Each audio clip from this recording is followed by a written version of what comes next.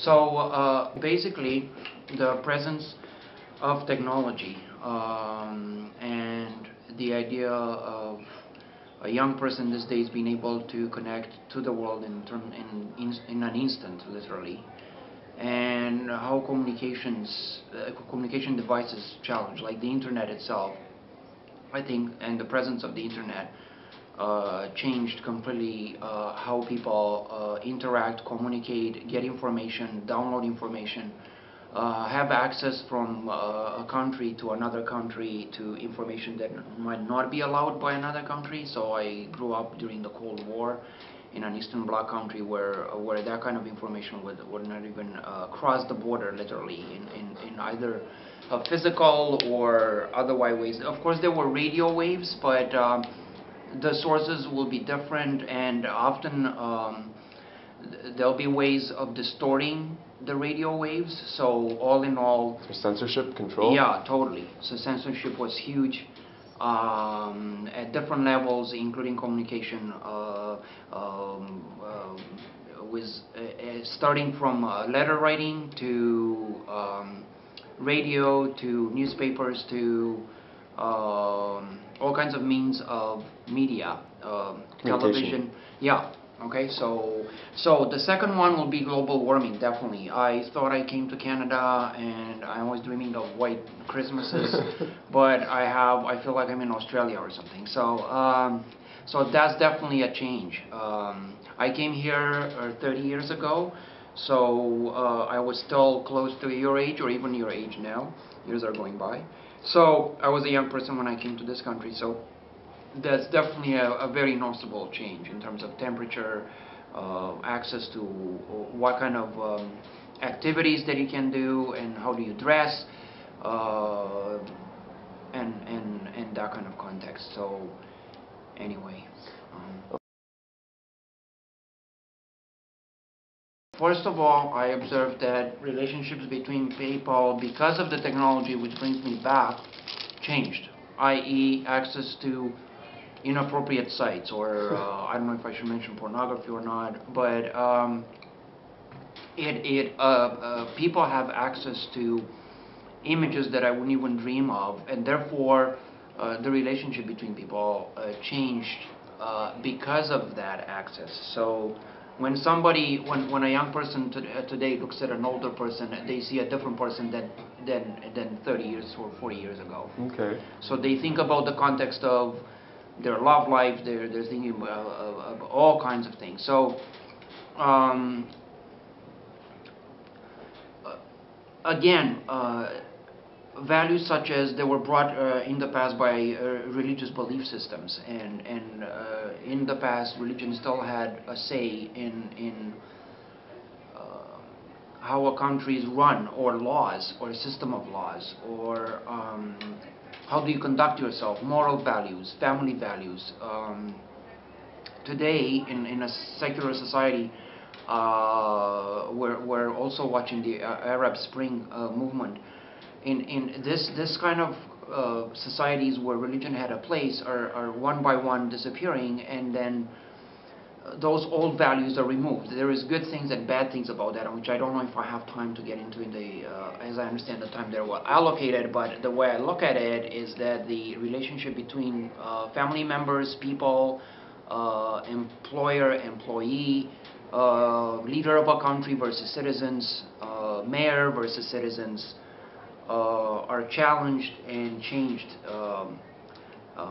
So that's the dynamic of communication has changed because of the dynamic in communication change. So so that's in a nutshell of what I can say about that.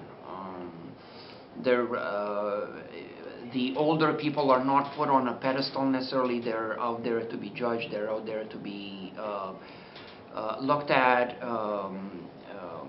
because of the access to information. So people look at leadership and a mature person in a different way than they looked 34 years ago. So therefore the moral values or the belief systems and how you conduct yourself within those parameters in relation to the leadership is changed. So all in all, the interpretation of democracy too. What is democracy is changed too. So you feel free to Mr. Mason, there's a call for you at 701. Mr. Mason, 701.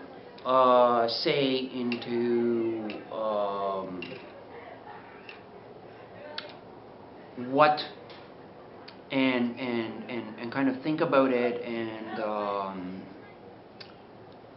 to judge the authority, okay? And that's a key word. What is authority? What authority was 34 years ago in the world, 40 years ago, it's completely different what it is and it means now for people, and what is a figure of authority. So that's about it. The answer was inferred earlier when I was trying to talk about, well, there is always advantages and disadvantages in a change. And personally, I believe that we need change. If the status quo remains, that we are not going to advance, period, as a civilization. So I think change is good. Now, that being said,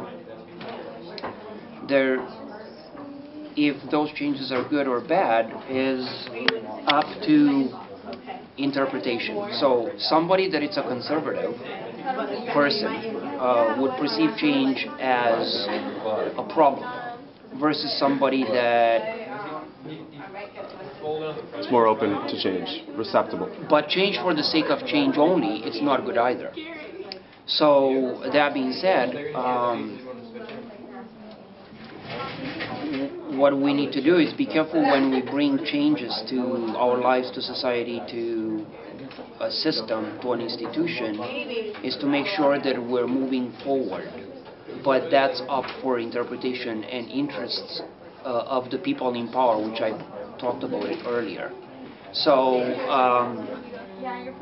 as long as these changes are analyzed and talked about by the people involved and constantly readdressed, I think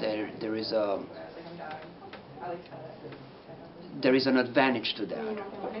If the change is done for the sake of change and nothing is questioned or approved by people that are involved in the change is not good. So I don't want to talk about change just in terms of political values, but also change as in moral values or philosophy or a way of looking at life or technology. Access to information it's a good thing. It's a very good thing, I think personally. But access to information that you're not ready for, as I was mentioning, as an educator, young people having access to information that I wasn't able to have, and I'm not just talking about politics here. I think sometimes to grow up too early, it's not good. In the world, there is that kind of change that's happening in countries where they're dealing with war or poverty.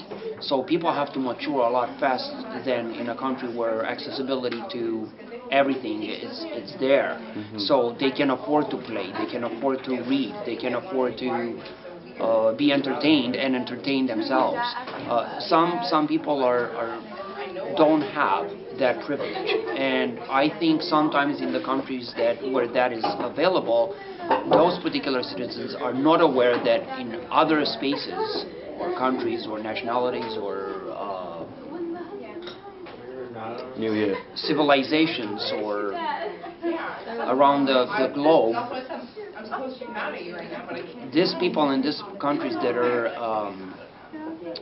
they have the opportunities open, they're not aware that in another space it might be missing. So they don't always take advantage of that. And what I mean by taking advantage, not to manipulate that, but be aware of what they're at their own fingertips, and how to be mature about it and have responsibility. So often you find out that in these countries they have accessibility to everything, a moral responsibility is missing. Ironically, because the accessibility to everything, it doesn't allow them to be aware of what they have access to. So it's an oxymoron, basically.